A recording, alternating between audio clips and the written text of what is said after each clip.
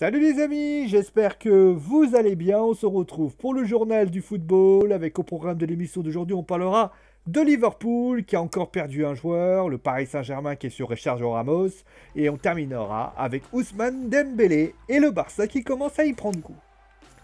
C'est sans conteste la soupe à la grimace du côté de Liverpool. En effet, les blessures de Van Dijk, de Fabinho, de Gomez, d'Alexander-Arnold sont de vrais coups durs pour Jürgen Klopp.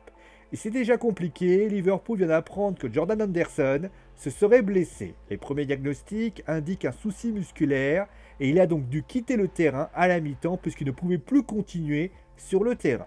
On ne sait pas trop ce que c'est la gravité, maintenant on peut un petit peu faire une comparaison. Kylian Mbappé n'avait toujours pas rejoué même s'il avait eu une légère gêne à la cuisse. On peut imaginer qu'avec une raideur, c'est beaucoup plus grave. Considéré comme l'un des meilleurs défenseurs au monde, Sergio Ramos sera en fin de contrat en juin 2021.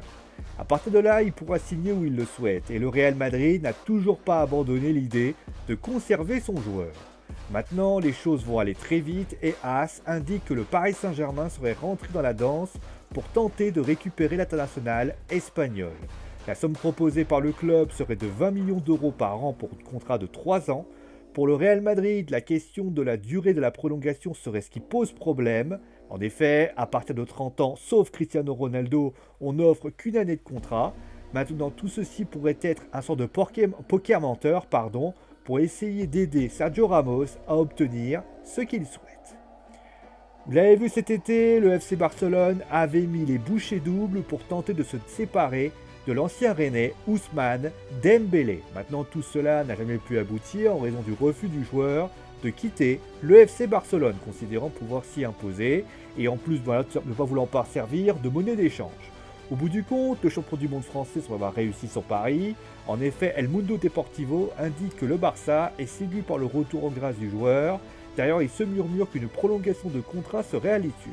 En effet, cela permettrait au club de Lionel Messi de pouvoir le vendre au plus offrant. Comme quoi le désir et la mentalité du football sera toujours plus forte que tout. C'est la fin et oui du journal du football. J'espère que l'émission vous a plu. On se retrouve bien sûr demain pour plein d'informations. D'ici là, portez-vous bien. Gros bisous tout le monde et à très vite.